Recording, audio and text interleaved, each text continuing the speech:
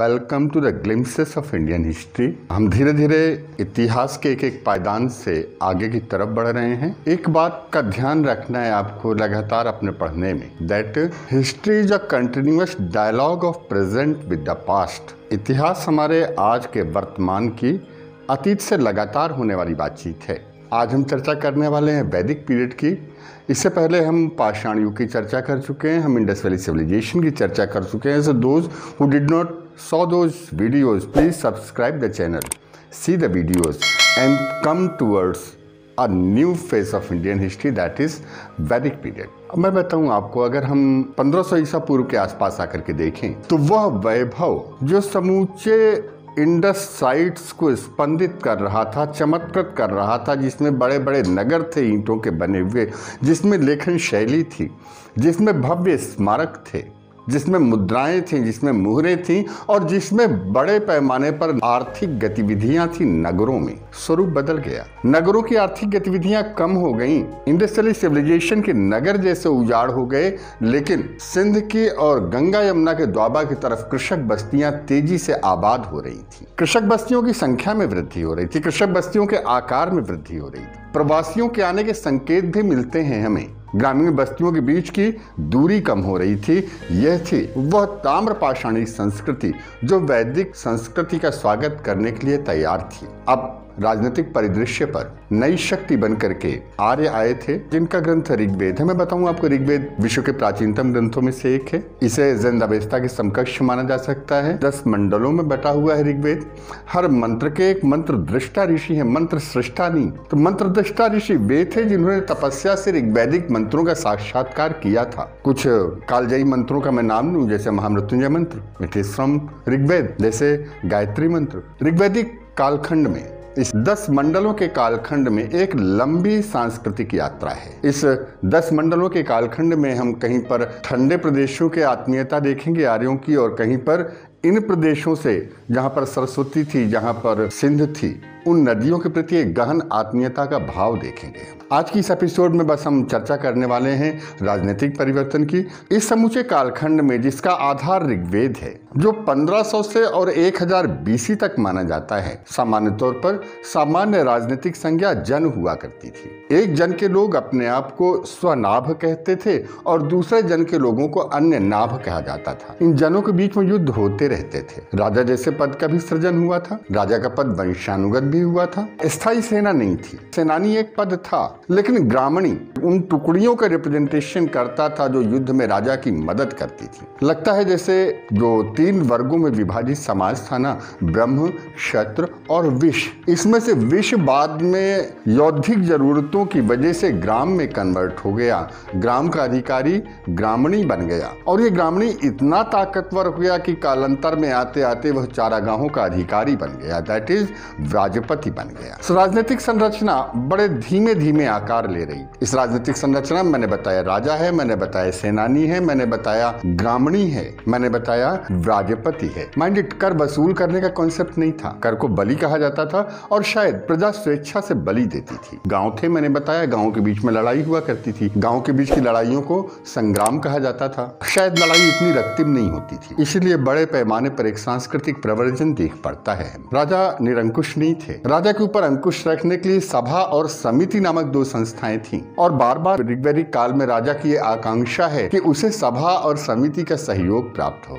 एक पिता की कामना है कि उसकी बेटी सभ्य हो। सभ्य का मतलब सभा में बोलने योग्य हो। बट एक बात बताऊं, सबसे ज्यादा बार जिस ऑर्गेनाइजेशन का जिक्र हुआ है वह विदथ है। शायद ये पुरानी संस्था थी, विद माने जानना होता है, शायद ये ज्ञानी लोगों की संस्था थी, लेकिन ऋग्वैदिक काल तक आते आते विदथ का इम्पैक्ट कम हो रहा था, सभा और समिति का इम्पैक्ट बढ़ रहा था। हमें लगता है जैसे सभा एक सामान्य संस्था रही होगी, वयस्क जनों की, समिति कुछ विशेषज्ञ लोगों की संस्था रही होगी, और सभा और समिति दोनों का सहयोग राजा के लिए जरूरी था। युद्ध स्थल में राजा अपने सैनिकों के साथ भोजन करता था। सामाजिक असमानता बढ़ी थी, कोर्स बढ़ी थी, क्योंकि ब्रह्म और क्षत्र और विश्व, ये 3 वर्ग थे। विश्व उत्पादक वर्ग था, और इस उत्पादक वर्ग का सरप्लस प्रोडक्शन कौन लेते थे?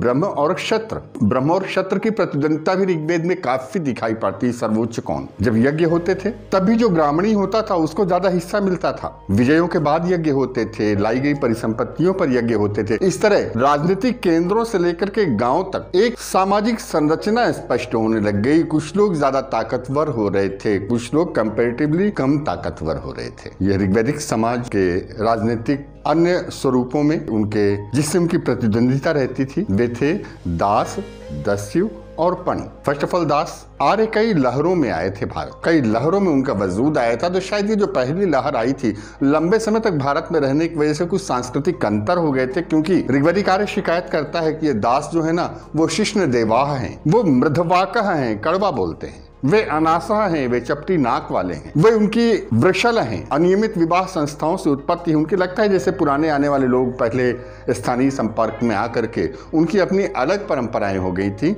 इस प्रकार दास और दस्यु के बीच में संघर्ष होते थे, लड़ाइयां होती थी, लेकिन स्वरूप उतना रक्तिम नहीं था। ऋग्वेद के हम पहले चक्रवर्ती सम्राट की बात करें, महाराजा सुदास, उनके नाम के अंत का दास शब्द अपने आप में एक ध्वन्यात्मकता है। हाँ, दस्यु इनके ज्यादा दुश्मन थे, क्योंकि दस्यु रात में आक्रमण करते थे, आग लगा देते थे इनके यहाँ, इनकी महिलाओं को लूट ले जाते थे, इनके पशुओं को लूट ले जाते थे। तो दस्युओं के खिलाफ ज्यादा रक्तिम अभिव्यक्तियां हैं। शायद ये वे पशुपालक समुदाय रहे होंगे जो जिनसे रक्षा के लिए रक्षा प्राचीरें बनवाई जाती थी। और तीसरा वर्ग था पणि। पणि के सामने ये एक विवश और असहाय के रूप में आते थे, क्योंकि पणि इनके आश्रमों में दिन दहाड़े आते थे और गाय खोल ले जाते थे। शायद पणि फिनिशियन व्यापारी थे, शायद वे कर्जा देते थे। कुसीदिन शब्द का इस्तेमाल हुआ है पणियों के संदर्भ में। और पणियों का इतना महत्व था कि इंद्र अपनी दूती शर्मा के साथ पणियों के सरदार के साथ बातचीत करने पहुंचे थे। एक बात और बताऊं आपसे, ये जो राजनीतिक संरचना है ना, इसमें देवमंडल का बड़ा स्थान है। अक्सर इन देवताओं की उम्र हम कहते हैं कि हजारों साल तक थे, नहीं। ऋग्वेद में कम से कम 24 इंद्रों का उल्लेख मिलता है। हर इंद्र की माँ का नाम अलग अलग है। कम से कम 11 विष्णु का उल्लेख मिलता है, कम से कम 8 सूर्य का उल्लेख मिलता है। सो दैट मीन्स विष्णु हो या शंकर हो या ब्रह्मा हो या वरुण हो या मरुत हो, ये सभी पद थे और इस पद पर आसीन लोग एक निश्चित समय तक अपने कर्तव्य का निर्वहन करते रहे होंगे। हमें शंकर का जिक्र नहीं मिलता समूचे ऋग्वैदिक सिनेरियो में। हाँ, रुद्र का जिक्र मिलता है। राजनीतिक संरचना और धार्मिक संरचना अभिन्न जैसी थी। पुरोहित राजा का परामर्शदाता होता था, पुरोहित यज्ञ प्रणाली को संपादित करवाता था, पुरोहित उसे सलाह देता था। हाँ, एक बद्ध थे धर्म और राजनीति, लेकिन दोनों एक दूसरे का प्रयोग नहीं करते थे। वैदिक धर्म सहज शिशुवत अभिव्यक्ति का धर्म है। जानते हैं क्या मांगते थे?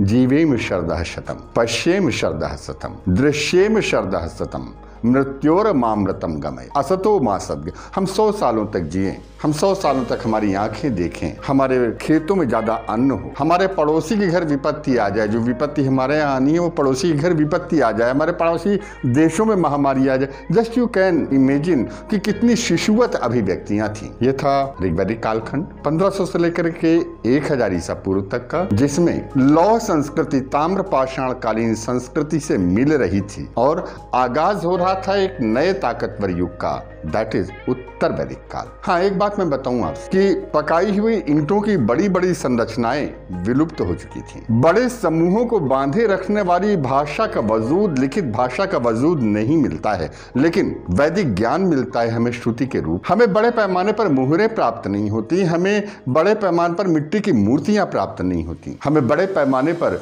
नगर आधारित आर्थिक गतिविधियां प्राप्त नहीं होती, लेकिन बावजूद उसके फिर कहूं यह सांस्कृतिक रूपांतरण था। जयशंकर प्रसाद जी हिंदी के बड़े कवि हुए हैं। उनकी एक लाइन है कि पुरातनता का यह निर्मोह सहन करती न प्रकृति क्षण एक। जो हमारी प्रकृति है ना, यह पुरातनता की केंचुली को बर्दाश्त नहीं करती। नित्य नूतनता का आनंद किए है परिवर्तन बेटे। लगातार अगर मानवीय जाति का इतिहास प्रगति का इतिहास है, तो प्रगति के एक नए पृष्ठ खुल चुका था ऋग्वैदिक काल, जिसे भारत की सांस्कृतिक प्रस्तावना कहा जाता है। फिर मिलेंगे अगले एपिसोड में, लेकिन तब तक के लिए आप सबसे कहूंगा, history is a dialogue with the past of present. इतिहास वर्तमान की अतीत से लगातार होने वाली बातचीत है। टाइम मशीन में बैठिए, उस कालखंड में पहुंचिए, बात करने की कोशिश करिए उनसे, आप पाएंगे that is a very easy subject. So फिर मिलेंगे, जल्दी मिलेंगे, तब तक स्वस्थ रहिए और अपनी प्रतिक्रियाओं से हमें अवगत कराते रहिए। One more thing, we are that Telegram, so हम लगातार उसमें आपके साथ अपनी जानकारियां शेयर कर रहे हैं। So if you want any answer, if you have any query, if you want any explanation, you are most welcome there. जल्दी मिलेंगे। ओके, शुक्रिया।